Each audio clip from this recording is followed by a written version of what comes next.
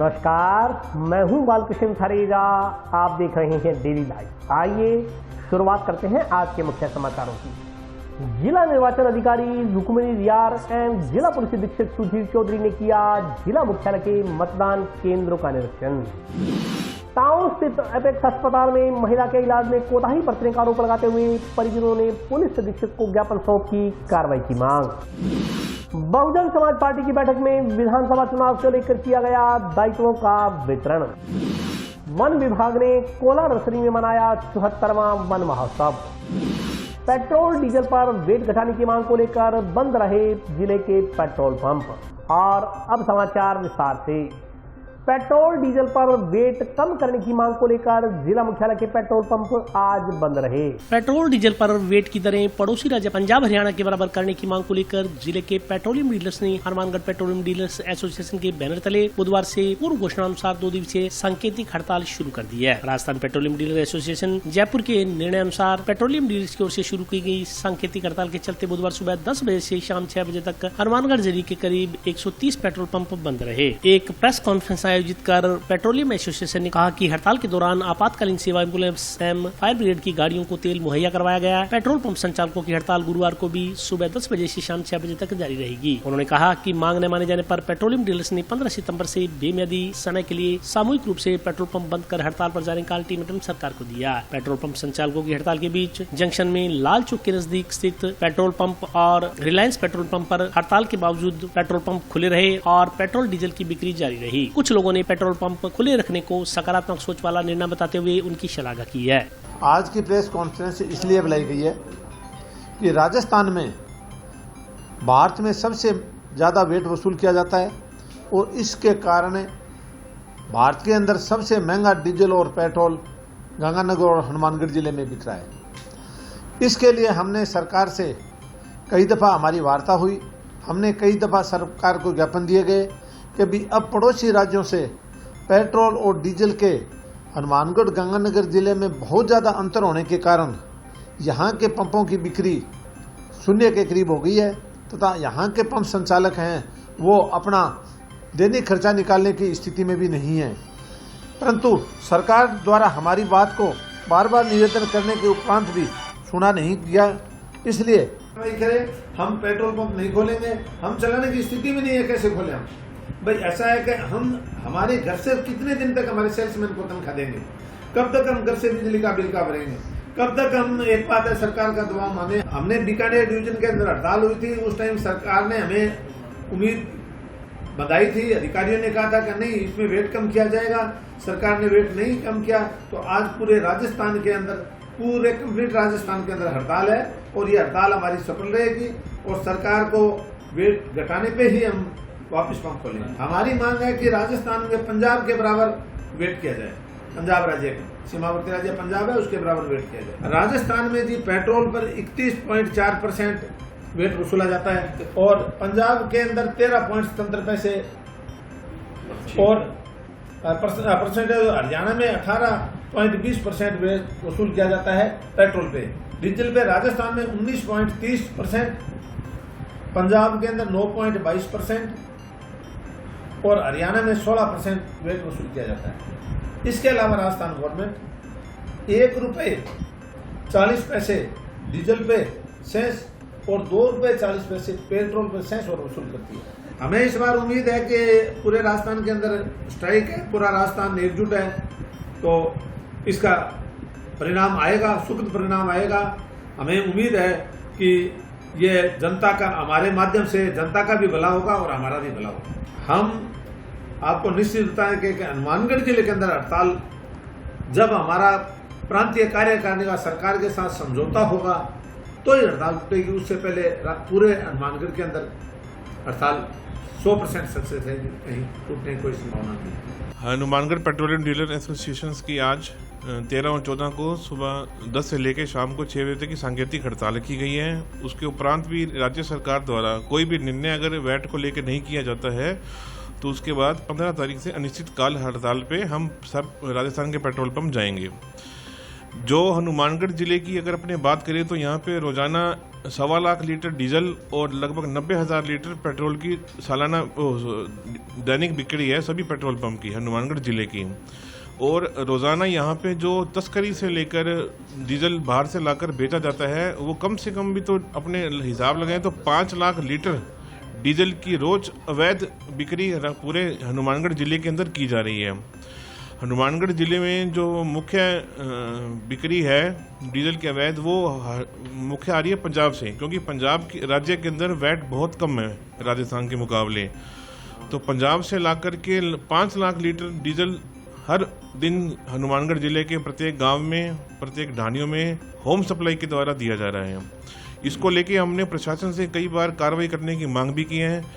प्रशासन हर बार एक ही बात पे बस वो कार्रवाई करने का आश्वासन दे देता है और कोई कार्रवाई नहीं हो पा रही है।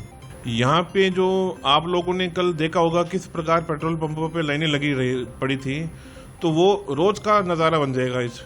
अगर सरकार वैट बराबर कर देती है पंजाब के बराबर तो वो रोज के नज़ारे हो जाएंगे इधर के एरिया के पंपों पे। उसी प्रकार लाइनें लग के तेल बिका करेगा, क्योंकि 5 लाख लीटर डीजल बहुत होता है जो अवैध आ रहा है। उसके अलावा जो आज ट्रक वाले हैं जो सारा का सारा अपना राजस्थान को छोड़ करके डीजल पंजाब से भरा रहे हैं, जो जमींदार हैं वो खुद अपना डीजल खरीद कर ला रहे हैं, वो सब भी अपना जो उपयोग के लिए तेल है वो सब अपना हनुमानगढ़ से लिया करेंगे या अपने राज्य में लेंगे। तो उससे जो बिक्री है वो आप मान के चलिए 7 से 8 लाख लीटर डीजल की बिक्री प्रतिदिन और 2 से 2.5 लाख लीटर पेट्रोल की बिक्री प्रतिदिन इस जिले की बढ़ेगी। महिला के इलाज में चिकित्सक पर कोताही बरतने का आरोप लगाते हुए पीड़ित के परिजनों ने मुकदमा दर्ज कर कार्रवाई की मांग को लेकर पुलिस अधीक्षक को ज्ञापन सौंपा। निजी हॉस्पिटल के चिकित्सक पर इलाज में कोताही बरतने का आरोप लगाते हुए मरीज के पीलीबंगा निवासी परिजनों ने कल जहां अतिरिक्त जिला कलेक्टर को ज्ञापन सौंपा था, वहीं आज पुलिस अधीक्षक के नाम लिखित शिकायत की गई। उन्होंने उक्त निजी हॉस्पिटल के चिकित्सक वगैरह के खिलाफ मुकदमा दर्ज करने के लिए पुलिस को आदेश देने की मांग की है। इस संदर्भ में जानकारी देते हुए माकपा नेता कॉमरेड रामेश्वर वर्मा ने कहा कि टाउन स्थित अपेक्स अस्पताल में उनकी परिचित महिला को गुर्दे की पथरी के ऑपरेशन के लिए लेकर लाया गया था। उसके गुर्दे में 9 mm की पथरी थी। गुर्दे की पथरी के संबंध में अपेक्स हॉस्पिटल में मौजूद डॉक्टर R.K. मेहता ओम आचार्य इंचार्ज ने उसकी बहन का ऑपरेशन करवाने की सलाह दी। इस पर उसने अपनी बहन को अस्पताल में भर्ती करवा दिया। 31 अगस्त को उसकी बहन का ऑपरेशन हुआ। ऑपरेशन के बाद उसकी बहन की हालत बिगड़ने लगी। उसी दिन उसे ऑक्सीजन देनी शुरू कर दी गई और उसका पेशाब आना बंद हो गया। जब उसने इस संदर्भ में अपेक्स हॉस्पिटल के डॉक्टर से बात की तो उन्होंने कहा कि अपनी बहन को कहीं और ले जाओ, अब हमारे पास इसका कोई इलाज नहीं है। तब वे अपनी बहन को 2 सितंबर को नागपाल किडनी हॉस्पिटल श्रीगंगानगर में भर्ती करवाया। चिकित्सकों ने जांच कर कहा कि गुर्दे बिल्कुल खत्म हो चुके हैं। यहाँ पर 4 बार डायलिसिस करने के बाद मरीज को 1 हफ्ते बाद डॉक्टरों ने जयपुर रेफर कर दिया। 9 सितंबर को वे मरीज को लेकर CKS हॉस्पिटल जयपुर चले गए। अभी भी मरीज की स्थिति नाजुक बनी हुई है। कॉमरेड रामेश्वर वर्मा ने कहा कि अपेक्स हॉस्पिटल ऐसा हॉस्पिटल है जिसमें कोई डॉक्टर ही नहीं है, बल्कि वहाँ डॉक्टरों को हायर किया जाता है। उन्होंने कहा कि यहाँ भोले वाले मरीजों के साथ लूट की जाती है और उनकी जिंदगी से खिलवाड़ किया जाता है। उन्होंने कहा मामले को दर्ज कर जाँच की जानी चाहिए। यहाँ एक अपेक्स हॉस्पिटल है और ऐसा हॉस्पिटल है जिसमें कोई डॉक्टर नहीं है, डॉक्टर हायर करते हैं।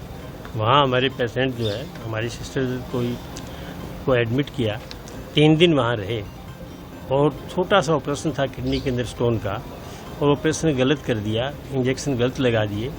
तो 2 दिन के बाद उनकी हालत बिगड़ने लगी तो वो बोले जी हमारे हाथ खड़े हैं, बाहर ले जाओ। उनको गंगानगर लेके गए, 5 दिन वहाँ रखा, हालत बिल्कुल क्रिटिकल हो गई और अभी जो है वो जयपुर में एडमिट करा रखा है। असल में हम डॉक्टर के पास इसलिए आते हैं कि उसको भगवान मानते हैं, पर ये बुचड़ खाने हैं। जिस डॉक्टर ने ये ऑपरेशन किया है, जो उसके ओनर है, उनके खिलाफ हमारी जांच की और जांच के खिलाफ उनके खिलाफ कार्रवाई करने की मांग को लेकर आज हम SP साहब से मिल रहे हैं कि अगर इस तरह के हालात रहेंगे तो आम आदमी किस तरह से उसका जीना होगा, किस तरह से उसका होगा। किसी कानून को फॉलो नहीं करते और ये लूट के केंद्र है, बड़े पैमाने पर लूट करती है। और इन्होंने जब ऐतराज़ किया कि हमारा इतना पैसा लग गया, तो उनको धमकी देते हैं कि क्या बिगाड़ लोगे हमारा, पुलिस हमारी जेब में है, कलेक्टर हमारे पास है, जो कुछ हम करेंगे वही होगा। और उनको तो बात भी उस तरह से कर रहे थे जैसे को बड़े ठाकुर करते हो, तो आप हमें जानते नहीं, हम राजपूत हैं। तो ये इस तरह से जो व्यवहार किया उनका, और हमारी मरीज की जान आज भी खतरे में है, जिंदगी और मौत से लड़ रही है। इसलिए हमारा है कि ये जो गलत ऑपरेशन हुआ है, गलत इंजेक्शन लगाए हैं, उनके खिलाफ कार्रवाई होनी चाहिए। इसी बात को लेकर हम आज SP साहब से मिलने के लिए आए हैं। बहुजन समाज पार्टी की बैठक जंक्शन स्थित प्रजापति धर्मशाला में आयोजित हुई। बैठक में आगामी विधानसभा चुनाव में बसपा की भूमिका पर चर्चा की गई। बहुजन समाज पार्टी का एक कार्यकर्ता सम्मेलन जंक्शन स्थित प्रजापति धर्मशाला में आयोजित किया गया। कार्यक्रम में उपस्थित कार्यकर्ताओं को संबोधित करते हुए बहुजन समाज पार्टी के प्रदेश अध्यक्ष भगवान सिंह बाबा ने कहा कि विधानसभा चुनाव लगभग सर पर है। प्रत्येक कार्यकर्ता को पार्टी को मजबूत बनाने के लिए और उसे सत्तासीन करने के लिए अथक मेहनत करनी होगी। उन्होंने कहा कि प्रदेश की जनता कांग्रेस की कुशासन से तंग आ चुकी है और यहाँ बदलाव करना चाहती है। भगवान सिंह बाबा ने कहा कि केंद्र की भाजपा नीति सरकार ने भी जनता को आपस में लड़ाने का काम किया है और अब प्रदेश की जनता तीसरे विकल्प के रूप में बहुजन समाज पार्टी की ओर देख रही है। उन्होंने कहा कि हमें जनता की उम्मीदों पर खरा उतरना है और यहाँ पार्टी को सत्ता में लाना है। बैठक में जिला अध्यक्ष महावीर सेजीपुरा ने भी अपने विचार रखे। जिले के तमाम जिम्मेदार पदाधिकारी कार्यकर्ता साथियों की बैठक बुलाई गई है और इस बैठक का जो मकसद है, क्योंकि मात्र 2 महीने के बाद ही विधानसभा का चुनाव होना है। अभी हाल ही में हम लोगों ने 16 अगस्त से लेकर 29 अगस्त तक सर्वजन हिताय सर्वजन सुखाय संकल्प यात्रा का समापन जयपुर में किया था। देखिए, आज बहुजन समाज पार्टी हनुमानगढ़ के तत्वाधान में तमाम जो हमारे जिम्मेदार साथी हैं, जिले की टीम है, विधानसभा की टीम है, पार्टी के कार्यकर्ता हैं, उनका सम्मेलन आज यहाँ रखा गया है।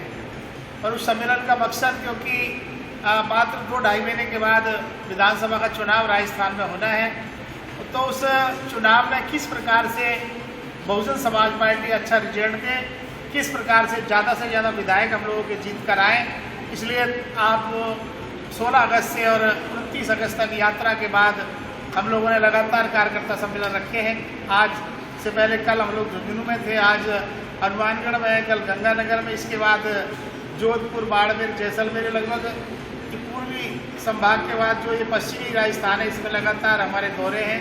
और इन दौरों का मकसद है कि किस प्रकार से बहुजन समाज पार्टी अच्छा रिजल्ट राजस्थान में दे, ज़्यादा से ज़्यादा विधायक हमारे जीत कर आएँ।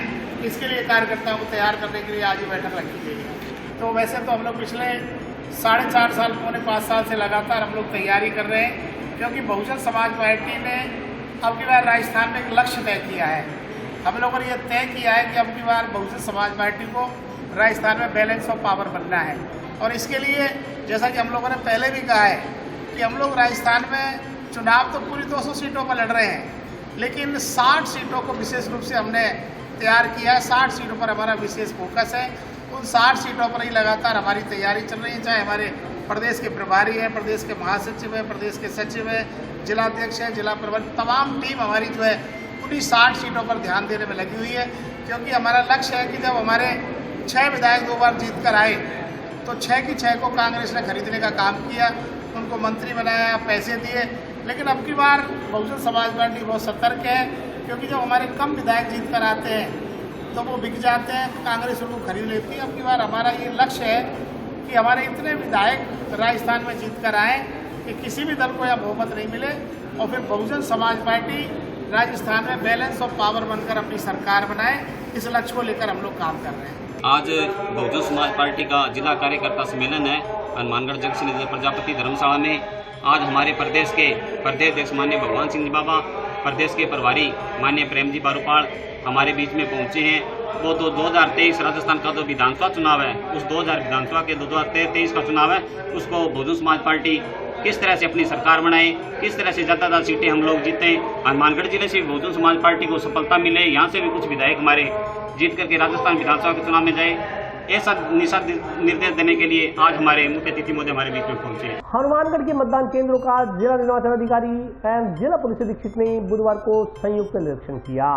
विधानसभा आम चुनाव 2023 के दृष्टिगत मतदान केंद्रों पर आवश्यक आधारभूत सुविधाओं एवं निर्वाचन के लिए अन्य आवश्यक व्यवस्थाओं को जांचने के लिए विधानसभा क्षेत्र हनुमानगढ़ के मतदान केंद्रों का जिला निर्वाचन अधिकारी रुक्मिणी रियार और जिला पुलिस अधीक्षक सुधीर चौधरी ने बुधवार को संयुक्त निरीक्षण किया। इस दौरान जिला निर्वाचन अधिकारी व पुलिस अधीक्षक ने गाँव जोड़किया स्थित राजकीय बालिका उच्च प्राथमिक विद्यालय तथा राजकीय उच्च माध्यमिक विद्यालय, गांव रोड़ावाली स्थित राजकीय उच्च प्राथमिक विद्यालय, जंक्शन स्थित सरस्वती कन्या महाविद्यालय, नेशनल पब्लिक स्कूल, जंक्शन के वार्ड 40 स्थित सामुदायिक केंद्र में मतदान बूथों का निरीक्षण कर BLO के AMF आवेदन फार्म तथा हाउस टू हाउस सर्वे के दस्तावेजों को जांचा। पुलिस अधीक्षक सुधीर चौधरी ने इस अवसर पर विधानसभा आम चुनाव में अवैधानिक गतिविधियों पर लगाम लगाने के लिए BLO को स्थानीय थाना प्रभारी के साथ मतदान बूथ क्षेत्र को विजिट करने के निर्देश दिए। इस मौके पर मीडिया से बातचीत करते हुए जिला निर्वाचन अधिकारी ने बताया कि निर्वाचन आयोग की ओर से जारी मतदाता सूची विशेष संक्षिप्त पुनरीक्षण अभियान के तहत मतदान बूथ के निरीक्षण की कार्रवाई की जा रही है। आगामी विधानसभा चुनाव 2023 को देखते हुए बूथ लेवल निरीक्षण में मतदान केंद्र पर सभी आवश्यक आधारभूत सुविधाएं जैसे रैंप, शौचालय, बिजली पानी की सुविधा तथा नए जुड़ने वाले वोटर को EP कार्ड का वितरण किया गया है। उन्होंने कहा कि तमाम व्यवस्थाओं की जांच की जा रही है। इसके अलावा हाउस टू हाउस सर्वे के तहत BLO की ओर से रजिस्टर का संधारण मापदंडों के अनुसार किया जा रहा है, इसका भी निरीक्षण किया गया है। इस बार दिव्यांगजन तथा 80 वर्ष से अधिक की उम्र के बुजुर्ग घर से वोट दे सकते हैं। इसके लिए होम वोटिंग की सुविधा उपलब्ध करवाई गई है। जिला निर्वाचन अधिकारी ने बताया कि 4 अक्टूबर को संक्षिप्त पुनरीक्षण अभियान के तहत मतदाता सूचियों का अंतिम प्रकाशन होगा। अभी SSR में जो कार्रवाई हो रही है इलेक्शन कमीशन के गाइडलाइंस के अनुसार, उसके तहत बूथ इंस्पेक्शन किए जा रहे हैं जो SP साहब और मैं इकट्ठे कर रहे हैं। इसके अंदर हमारा जो मतदान होना है उसके अंदर जो नए वोटर्स हैं वो जुड़ गए या नहीं जुड़ गए, सारे AMF facilities, ramps, electricity, toilets, ये सारी फैसिलिटी हैं पोलिंग बूथ्स में कि नहीं, वो जांच की जा रही है। इसके साथ हाउस टू हाउस सर्वे जो इस बार हो रहा है उसमें BLOs का जो रजिस्टर है उसका संधारण किया जा रहा है कि नहीं, इन मापदंडों के अनुसार आज की इंस्पेक्शन रखी गई। इस बार जो PWD वोटर्स हैं या जो 80+ वोटर्स हैं उनके लिए हाउस के अंदर आप अगर चाहें तो आप वोटिंग कर सकते हैं। उसके लिए जो डायरेक्शंस हमने अपने BLOs को दे दी हैं उस अनुरूप हम कार्रवाई कराएंगे। अभी तो इंस्पेक्शन जारी है और अगर कोई कमी होगी वो हम 4 अक्टूबर तक, क्योंकि हमारा SSR फाइनलाइज होएगा, फाइनल पब्लिकेशन होगी, उससे पहले हम पूर्ण कर लेंगे। अभी यही अपील करना चाहूँगी कि जो भी वोटर्स 18+ हैं और जो वोट कर सकते हैं, अभी SSR सर्वे चल रहा है, आप आएँ और अपना नाम जुड़वाएँ। आपको एपिक कार्ड की डिस्ट्रीब्यूशन की जाएगी। अगर आपको नाम में संशोधन कराना है या आपको अपना एड्रेस चेंज कराना है, किसी प्रकार का भी आपको अपने एपिक में संशोधन कराना है तो आप अपने BLO से संपर्क कर सकते हैं या ऑनलाइन इलेक्शन कमीशन की ऐप पे जाके भी आप अप्लाई कर सकते हैं। टाउन स्थित गौशाला समिति प्रांगण में आज खुलाबंदी शिविर की शुरुआत की गई। शिविर में प्रदेश की अलग अलग जेलों से आए बंदी यहां गोवंश की सेवा कर अपनी सजा पूरी करेंगे। टाउन स्थित गौशाला समिति में आज खुलाबंदी शिविर की शुरुआत की गई। इस संदर्भ में जानकारी देते हुए कार्यपाल नरेंद्र स्वामी ने बताया कि राजस्थान के जेल महानिदेशक की सकारात्मक सोच के कारण जिले में खुलेबंदी शिविर शुरू किए गए हैं। उन्होंने जानकारी दी कि पूरे जिले में 8 नए खुलाबंदी शिविर शुरू किए गए हैं। उन्होंने कहा कि यहाँ कुल 15 बंदी रखे जाएंगे, जिसमें 7 बंदी प्रदेश के अन्य जेलों से यहाँ स्थानांतरित किए गए हैं। उन्होंने कहा कि ये बंदी गोवंश की सेवा कर अपने जीवन को सुखमय और सफल बनाएंगे। उन्होंने कहा कि बंदियों को गौ सेवा के परिणाम स्वरूप सरकार द्वारा निर्धारित मानदेय दिया जाएगा। इस मौके पर उन्होंने गौशाला समिति के पदाधिकारियों का आभार व्यक्त किया। कार्यक्रम में गौशाला समिति के अध्यक्ष मनोहर लाल बंसल, विजय रोंता, फूड एंड मर्चेंट एसोसिएशन के अध्यक्ष संतराम जिंदल सहित अन्य लोग उपस्थित रहे। आज कारागार विभाग राजस्थान की ओर से श्री गौशाला समिति हनुमानगढ़ टाउन में खुलाबंदी शिविर की स्थापना की गई है। जेल विभाग के मुखिया श्री भूपेंद्र डक, महानिदेशक कारागार, उनके कल्याणकारी सोच और सकारात्मक विचारों के कारण ये संभव हो पाया है।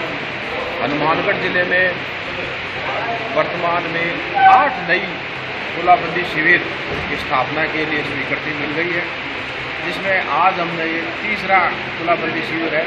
इसका उद्घाटन श्री गौशाला समिति के पदाधिकारीगण और राष्ट्रीय युवक परिषद के सहयोग से यहाँ किया है। यहाँ 15 बंदियों की स्वीकृति मिली, जिसमें से 7 बंदी राजस्थान के अलग अलग कारागारों से आए हैं। इनको आज यहाँ पर गायों की सेवा करने के लिए खुलाबंदी शिविर में हमने रखा है। बंदियों को भी राजस्थान कारागार के जो नियम है उनसे अवगत करवाया गया है। गायों की यहाँ सेवा करेंगे, उसके बदले में उनको मानदेय दिया जाएगा। मैं श्री गौशाला समिति हनुमानगढ़ टाउन के पदाधिकारीगण, उनकी पूरी टीम, पूरी कार्यकारिणी का आभार और धन्यवाद व्यक्त करता हूं। आज ਗਊਸ਼ਾਲਾ ਸਮਿਤੀ ਹਨੂੰਮਾਨਗੜ੍ਹ ਵਿੱਚ ਜਿਹੜੇ ਕੈਦੀਆਂ ਨੂੰ 302 ਦੇ ਵਿੱਚ ਕੈਦ ਹੋ ਜਾਂਦੀ ਹੈ, ਉਹ ਆਪਣੀ 7 ਸਾਲ ਦੀ ਕੈਦ ਪੂਰੀ ਕਰਨ ਤੋਂ ਬਾਅਦ ਮਤਲਬ ਸਰਕਾਰ ਉਹਨਾਂ ਨੂੰ ਉਚਾਰਨ ਕਿ ਅੱਛਾ ਸਮਝ ਕੇ ਖੁੱਲੀ ਜੇਲ੍ਹ ਪ੍ਰੋਵੀਜ਼ਨ ਹੈ, ਖੁੱਲੀ ਜੇਲ੍ਹ ਹੈ। ਰਾਜਾ ਸਰਕਾਰ ਨੇ ਬਹੁਤ ਵਧੀਆ ਕੰਮ ਕੀਤਾ ਕਿ ਇਹਨਾਂ ਨੂੰ ਜ਼ਿੰਦਗੀ ਸੁਧਾਰਨ ਵਾਸਤੇ 15 ਕੈਦੀ ਹਨੂੰਮਾਨਗੜ੍ਹ ਜ਼ਿਲ੍ਹੇ 'ਚ ਆਪਣੇ ਗਊਸ਼ਾਲਾ ਸਮਿਤੀ 'ਚ ਆਏ ਹੈ।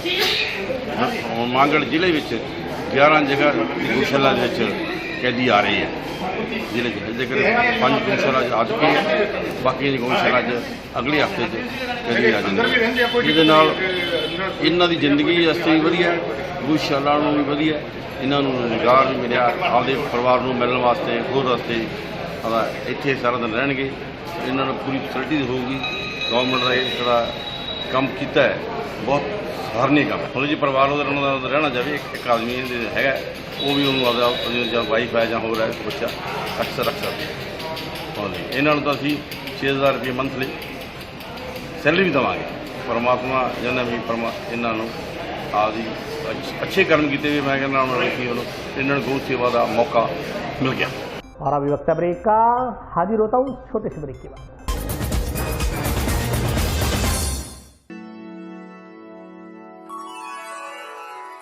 यूं तो कई बार मुझे हंसते देखा है, पर ये हंसी कुछ और है। ये गहना मुझ पर जचता है, पर ये महज एक गहना नहीं, ये रूपरेखा है मेरे मन की, हंसती खिलखिलाती लहरों की, जो आतुर थी अब तक मुझ पर सजने को। इसलिए ये गहना ही मेरा सच्चा श्रृंगार है, श्रृंगार है, श्रृंगार है।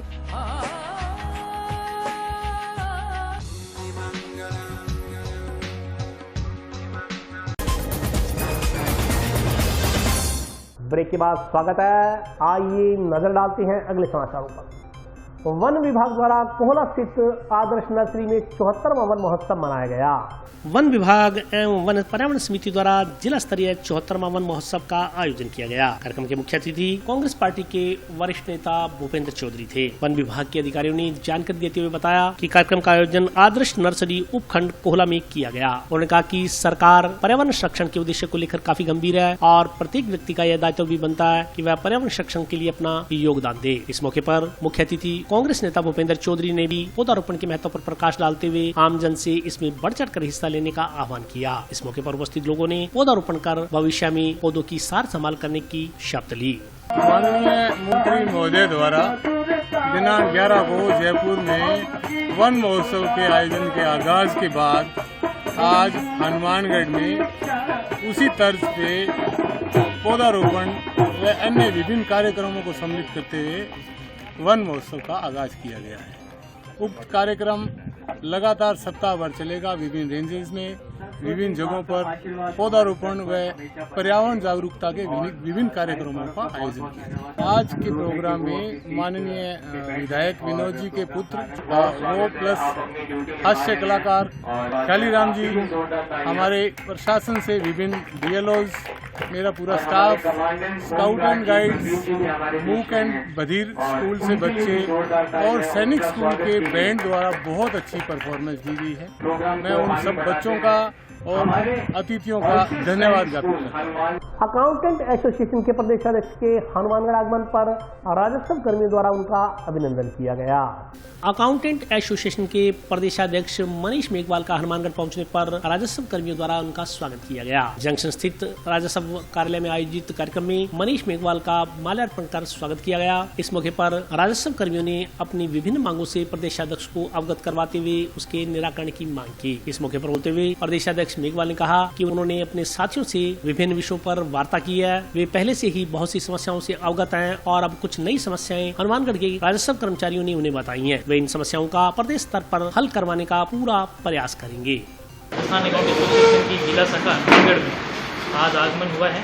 सर्वप्रथम तो मैं यहाँ अपने साथियों को सभी को धन्यवाद और बहुत बहुत आभार व्यक्त करता हूँ तो उन्होंने मुझे इतना मान सम्मान दिया। उसके बाद में आज हमारे जो चर्चा का मुख्य विषय था, हमारे संगठन की जो लंबित मांगे हैं, जो विगत कई वर्षों से लंबित चल रही है, हमारे पैरेलल जो अन्य संगठन हैं उनमें उन मांगों का निस्तारण सरकार के द्वारा किया जा चुका है। जबकि हमारे संवर्ग में उन 5 वेतन आयोग, 6ठे वेतन आयोग में हम उनसे पिछड़ते जा रहे हैं। उसके संबंध में हमने चर्चा की, जिसमें मुख्य हमारा वेतन मतलब अपने जो भत्ते हैं ग्रेड पे हैं, उसके संबंध में। उसके अलावा सरकार की जो बजट घोषणा है, वो जो उन्होंने बजट घोषणाएं की, वो आज तक हमारे संगठन के संबंध में लागू नहीं हुई है।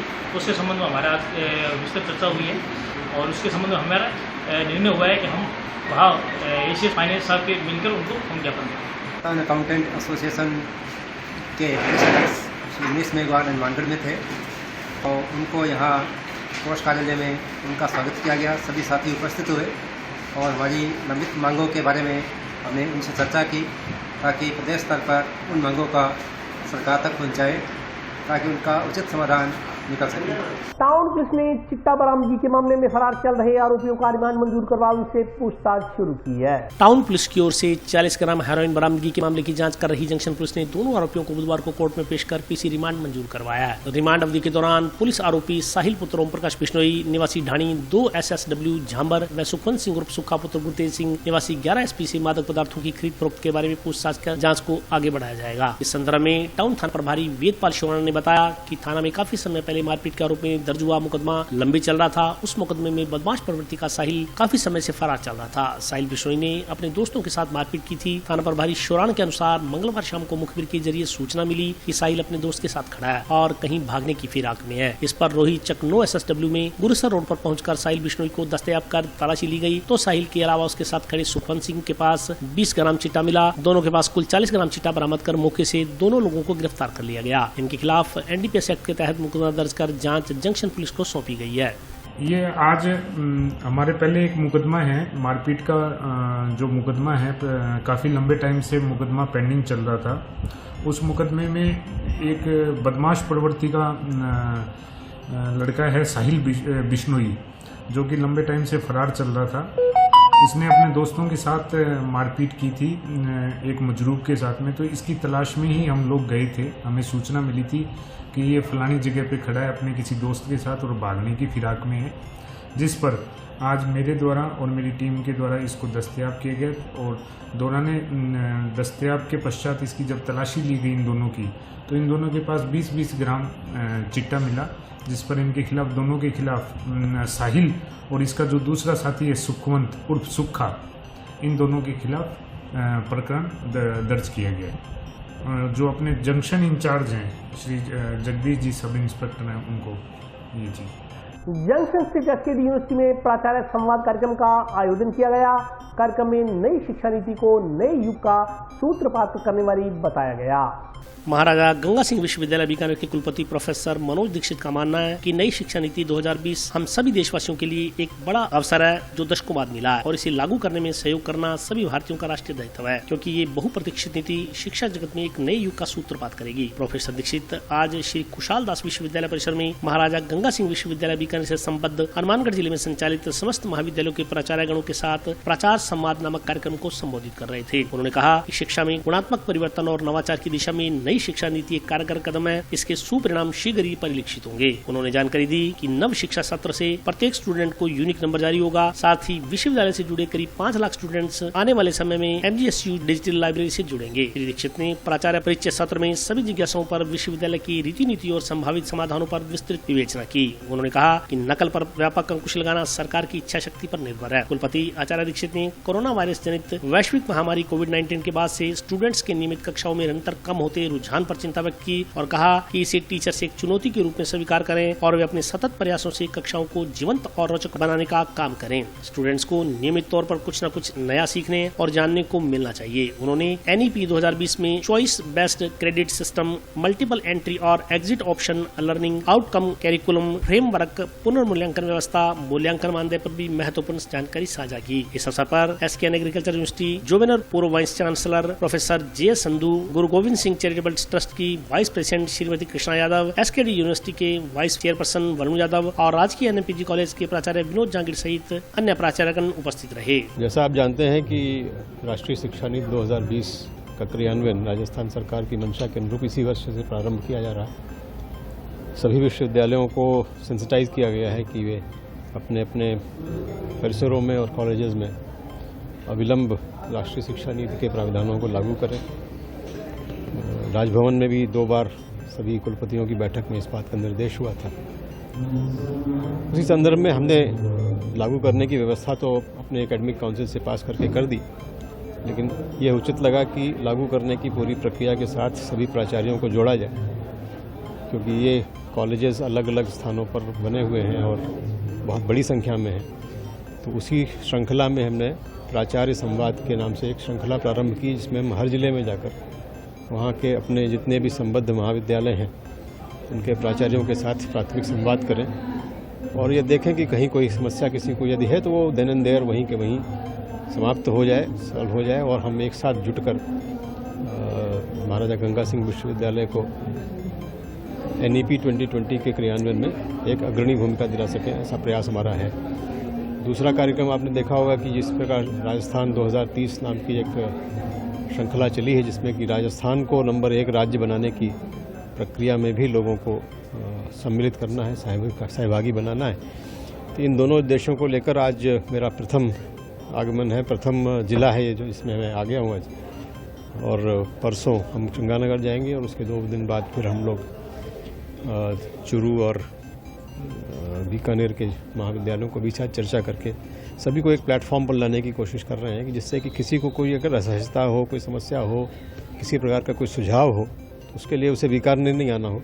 हम स्वयं भी वहाँ पहुँचकर इस बात की चर्चा वहीं के वहीं कर सकते हैं। छात्रों के साथ भी संवाद की श्रृंखला में थोड़ा मौसम और अच्छा हो जाए तो छात्रों के साथ भी संवाद करूँगा। इसी प्रकार दूसरी बार छात्रों के साथ, अध्यापकों के साथ संवाद की यह श्रृंखला निरंतर चलेगी और उसी प्रयास की ये पहली कड़ी है जिसमें आज आपके साथ हूँ। ये कार्यक्रम अभी प्रारंभ हुआ है और 2030 को लेकर भी सभी के सुझाव हमने विश्वविद्यालय स्तर से सभी को ये बात रिक्वेस्ट कर ली है ऑलरेडी कि अपने अपने यहाँ पर छात्रों के साथ सभी के साथ संवाद स्थापित करते हुए अपनी अपनी योजनाएं हमें प्रस्तुत करें। लेकिन उस संबंध में यहाँ पर भी आज ये डिस्कशन होगा कि 2030 को राजस्थान को 1 नंबर राज्य बनाने के क्या मंतव्य हो सकते हैं और क्या क्या योजनाएं आप दे सकते हैं। ये चार्टर ऑफ डिमांड नहीं है जहाँ पर आप केवल अपनी मांगें प्रस्तुत करें, बल्कि ये सुझाव देने की बात है कि किस प्रकार राजस्थान की सरकार अपने आप में नीतियों में क्रियान्वयन में क्या सुधार कर सकती है, क्या योजनाएं हैं, जो क्या क्षेत्र हैं जो छूट रहे हैं, उनको लेकर ही नंबर 1 की तरफ बढ़ेगी। जैसे उत्तर प्रदेश ने 1 ट्रिलियन इकोनॉमी का एक कॉन्सेप्ट दिया 2030 तक के लिए, राजस्थान सरकार क्या करेगी इस संबंध में उसने विचार मांगे हैं और मुझे लगता है कि अगले इस महीने के अंत तक जो है कुछ कॉन्क्रीट विचार आ जाएंगे जिसमें कि राजस्थान को नंबर 1 किन अर्थों में, किस क्षेत्र में, कहाँ तक कैसे पहुँचाने की ये कार्य योजना बनाने की तैयारी और उसमें हमारे शिक्षकों की भूमिका सुनिश्चित हो सके, यह प्रयास करने के लिए आज ये कार्यक्रम आयोजित हुआ है। और आज के लिए बस इतना ही। कल फिर हाजिर होता हूँ नए समाचारों के साथ, तब तक के लिए नमस्कार।